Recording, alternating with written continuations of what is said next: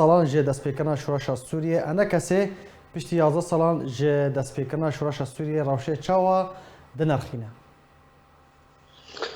بله دنباش ترى وش تم شبان هجارة ابو 11 سال سر شورشا ملت سوري بتغير درباس به سال 12 هين ملت سوري بتغير بحمي بكاتي خفا در بدر واواريا وبهزارة هاتن شهيد كتن وهروها بهزارة حتى انها بنشابن زنداني رجيم سوري دنا حتى بيدا ميجي الجور دانوستان نكوتين كرين بن سبرا نتوين يكويدا والجول بريار جنيفه تا اسوين برفرح نيتنا ناكو جارا سريك سياسي روشا سوري ربي وري ديتنيا جا حدا جرا هاتي دانين براستي تشتاكو ملت سوري تبعي بيرا بو شورشك اشتيانه بو جبو جوهرتنا رجيمك داكو رجيمك فيدرال ديمقراط حمي بيكات سوري الدولة السوري دا جهه خواب بينن دبن دستورك توافقي دا جبو هر ملت زانبه ما فيوي هاتيه غارانتور كرن وكاري جيار خضرباز بكي وملت خوا وما في خيرا و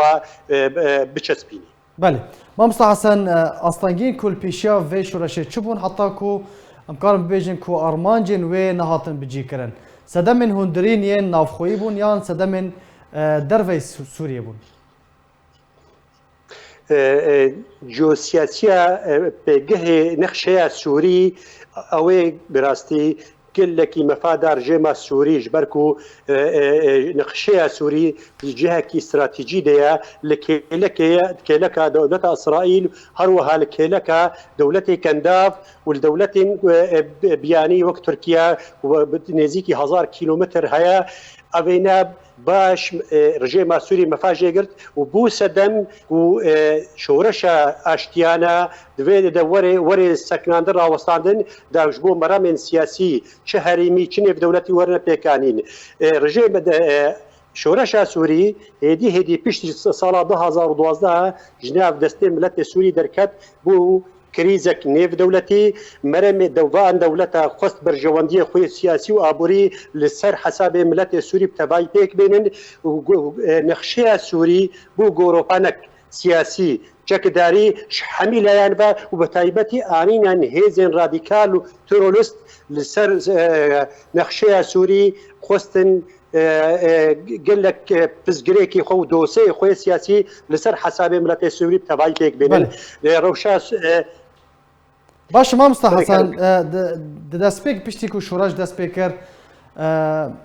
زيتري 135 ولات رخصتن سازي ين جهاني پشتواني اخوا دانا اوپوزيسيون سوريا شورش سوريا چما نها او پشتواني نمايه هدي هن ولات هنا بري خود دن رژیم سوريا بيقومان ممكن اما جاكر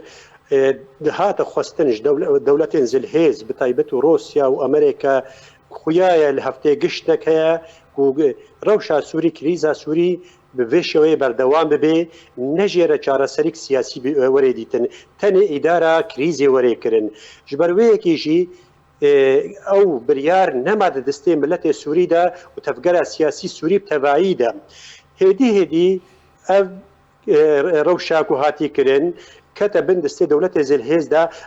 او دولتين كو بجدبانية دانا اوبسيوني وخستن كو ملت سوري بتبعي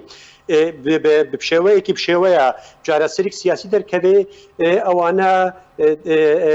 برجواندية خوي سياسي وابوري دايما بيشيا ما في ملت سوري تبعي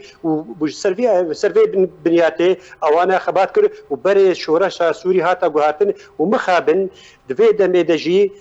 دسبيكا 2013 كاري بيجي رجيم سوري كاريبو بريا هزي خوي اولكارا هدي شورش سوري شورشك اشتيانا بكي شورشك شكدار وكاريبو مفاجئ بكري وبري شورش دا اواكي ديم مخابن جهه بخابنيه او دولتك بشتفانيه ملت سوري بتباي كرن هدي خوش بش ملت سوري دانا عليكي بهترين برجوانديه خوا دوسين كو ايرو تينا چاره سر كن يعني دي سيرو كريزن چل قرم به چل اوكرانيا به چل قال لك دولتها يانجي ملف اوتونوميه كو يا نوويه ايراني به قال لك دوسيه كو ايرو رجلات انا بدم خود سر حساب ملت السوري بتبعي جارسر بكن جبرويه كيجي روشا سوري كريزا سوري جارسريه سياسيه يا سوري بتبعي نباش اولويات با دولته بتيبتي دوله امريكا هبن ديويدا بله ما مصطفى حسن هلوستا قصد ومسد ايصال هون چاودن ارخينن كو ايصال امكان بيجن بفرمي خودي لشورش دركتن اف سالفگر و جاندن لباجار رقه آلا ام بیجن شورش سوریه بلند هلدان اون چاوا وی کدن ارخینن قصد يجي بيدا سياسته وبروجي ديارة البرشاوي تبعية رايا قشتي وملتي كرد تبعية ملتي سوري تبعي قصد ت بروجين كورن بيك بين دفيدا بريدا دا جبو بيكانين هاجر ما في ملتي كرد يجب تبعية ملتي دفريدا في برنامج برشاو وديار تنيا الجور برجواندي خو كاردكي برينها او انا شري شورش ذكرت جو امام شورش السيانه وتشورش دي تننا يرون صدمكو قصد يعني بيديد بيجيها كي لاواز ديا لحميلة بري خود دير رجيم سوري تدانوستانا بوارا ناك يانجي الجور وك رجيم تخوازي بوارا به بريارا يانجي روس وقال لك دولتي ديجي وطيبتي حتى اتكاري راداكي بشي امريكا ايرو روج بشتي شري كوهاتا كرن يانجي او ليستكا هاتي كرن تنشنا بي ليبكي لزندانا حسكي قصد بيجي خود ناف مكوني عرب ده بتايبات قال لك يزعيف الاواز هات وقال لك دراجي دروبري وادا جدرا من صرفه دخوازي خونزيكي جاده عربي بهترين بكي بجبوه كيش ايروش خورا في بونايب كارتيني نا مساله كي استراتيجيه اللي باوا بهترين كاركي تكتيكيه دجبوه شخورا جاده عربي شخورا بكاربيني باشا ضوي برسيار ما مصطفى حسن تدبيجي تو آسوی نزیک جبو دیتنا چارسر کرنا چارسریه که جکریزا سوریه را تونه باشه راشا دوره و بگشتی سوریه روجاوای کردستان به طایبت و چه به نخواستم پیشتی کو 11 سال لسر شورش سوریه را درباست بن بگو من دنگ ودانا شر اوكرانيا بتايبتي دبي داويه دا لسر جهان تبيدو بتايبتي لسر روجلات نابين وتكاري بيجي بيترين لسر سوريا جبركو رجيما سوري دنگ دال كي لكا روسا وايرو روج وكارفادانن وهبن وكاريجرك جيهابي جالي امريكا جبي اليبا لسر رجيما سوري وروجانا مدبينن جيانا ملت سوري بتبعي وبتايبتي دبراكو ايرو سركي شاوينا چه قصدت كي وياجي ملي او ميليشياتك ايرو دبرا سريكانيه وجريسبي وعفريني هيك قال لك اصلا جاج في جملتين مره تشي دكن يعني و دمدا وباش اصلا جينا خوشي بسر ملاتي مدتين وام برشيبونا كي برشاب هيا تشتاكو تي خستن حتى نهال غوردا روستاندني ما بشاندري امريكيه كو هاتي نافكرن بجباكرو رجات السوريرا او دبيجن ام وكو دولة امريكي ودولة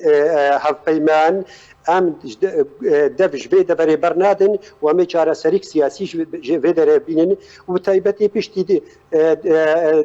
بخوندنا دولة دردورة سوري للواشنطن داكو كاربن دبن سا وزارة دربا امريكي داكو كاربن چارة سريك سياسي يانجي نخشاريه كي وردانيش بو چارة سريا سوري رام سوري وبتبعية ملتي چه رجيم وچه بسيون چه ملتي سوري بتبعي هاتي محكوم كرين دبن سيبرا بريارة نيف دولتي دو تابتي هەردوو دەولەتێ زلهێز ڕۆس و ئەمریکا و هەواڵ بەندێوانە حتا ئەنها تشتاک و هێویە مە لەسەر ئەم ئاوا دەکەن ئەمریکا دەبێژێ ئەمێ دەفێمە دەبێرێ بەر نەدن و ئەمێ چارەسەریک سیاسی جێرە ببینن لێ ئەولەویات ئیرۆ ڕۆژ وەک هون دبینن شەرێ ئوکراینایە ملفێ نەوەویە gelek melfê dîne Sûrî mixabin îro roj em ketine di hejmara siya û çara delgor biryar û berjewendiyê me dibin. Gelek spas ji bo Mamosta Hesan Remzî berpirsê ragihandina hinekesê ji bajarê Qamişlo tu me re bû gelek spas ji bo beşdarbûna te.